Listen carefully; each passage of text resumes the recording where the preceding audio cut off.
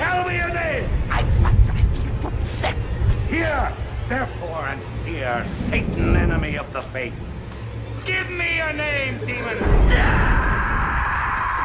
Names! Names! Moderator of the army of Shashika! Ancient serpents. Sebelum adanya pengobatan-pengobatan seperti sekarang, pengobatan zaman dulu itu tergolong cukup mengerikan dan tidak manusiawi. Sebelum berkembangnya ilmu psikologi seperti sekarang, dulu gangguan mental itu dianggap sebagai kerasukan roh atau iblis, sehingga perlu dikeluarkan dengan cara yang tidak manusiawi seperti melubangi otak dan sebagainya. Nah, untuk mengetahui apa saja metode-metode tersebut, simak video ini sampai selesai ya.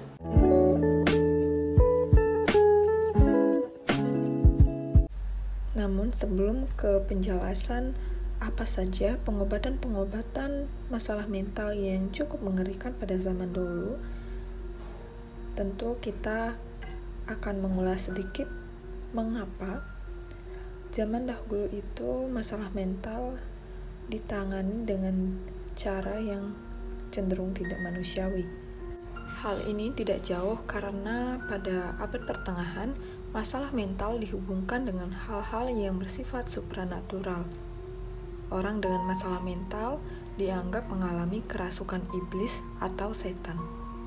Kerasukan yang dialami dihubungkan dengan kesalahan-kesalahan masa lalu atau dikarenakan oleh ketidakberuntungan. Oleh karenanya, pada zaman ini, praktik eksorsisme dan trepanation sangat marak terjadi. Eksorsisme atau eksorsisme berasal dari bahasa Latin akhir, yaitu exorcismus, yang berarti mendesak. Eksorsisme dapat diartikan sebagai sebuah praktik untuk mengusir setan atau makhluk halus atau roh jahat lainnya dari seseorang atau suatu tempat yang dipercaya sedang kerasukan setan. Praktik ini sudah cukup tua dan menjadi bagian dari sistem kepercayaan atau agama di berbagai negara. Orang yang melakukan eksorsisme dikenal dengan sebutan eksorsis, yang seringkali adalah seorang rohaniawan atau seseorang yang dipercaya memiliki kekuatan atau kemampuan khusus. Eksorsisme bisa menggunakan doa-doa dan hal-hal religius lainnya, seperti mantra, gerak-gerik, simbol, gambar atau patung orang suci, jimat, dan yang lainnya. Sang eksorsis seringkali memohon bantuan Tuhan, Yesus, dan atau beberapa malaikat dan malaikat agung lainnya untuk ikut campur di dalam eksorsisme. Secara umum, orang yang sedang kerasukan setan tidak dianggap sebagai setan itu sendiri, termasuk juga sama sekali tidak bertanggung jawab akan tindakan orang itu sendiri. Oleh karena itu, para pelakunya menganggap eksorsisme lebih sebagai suatu penyembuhan daripada suatu hukuman. Selain eksorsisme, praktek pengobatan masalah mental pada abad pertengahan yang marak terjadi juga dikenal dengan sebutan trepanasi. Trepanasi adalah praktik melubangi tengkorak yang telah dilakukan sejak 5.000 tahun yang lalu. Istilah trepanasi diambil dari trepan, yang diambil dari bahasa Yunani trepanon, yang artinya penggerek. Tujuan dilakukannya trepanasi ini adalah untuk menarik roh dari dalam tubuh manusia. Hal ini tidak jauh dikarenakan kepercayaan saat itu yang masih berpegang kepada kepercayaan animisme. Kemudian pada abad ke-16 sampai 17, masalah mental lebih dipercayai diakibatkan oleh sesuatu yang jelas dan natural, bukan karena kerasukan iblis.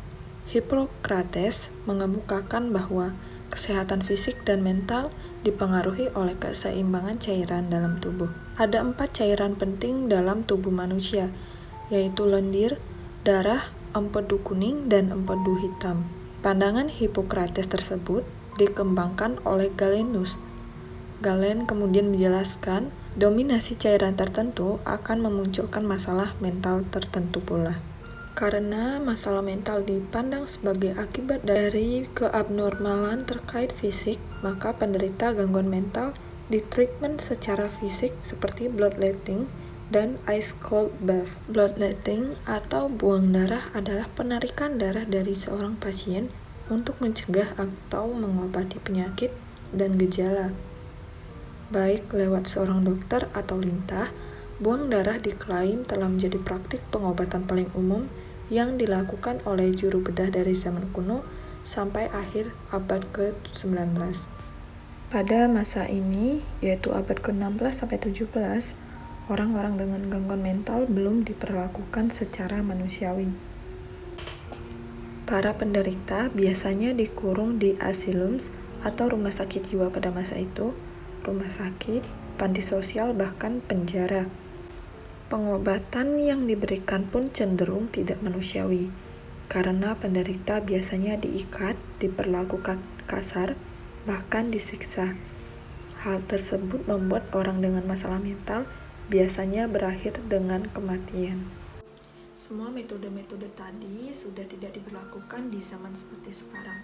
Jadi, bersyukurlah kalian, karena di zaman sekarang itu sudah tidak seperti dulu yang mengobati pun dengan cara menyiksa. Dari itu, jika kalian memang perlu bantuan profesional, segeralah menghubungi atau berkonsultasi ke pihak profesional seperti psikolog ataupun psikiater. Sekian video dari saya, terima kasih dan sampai jumpa.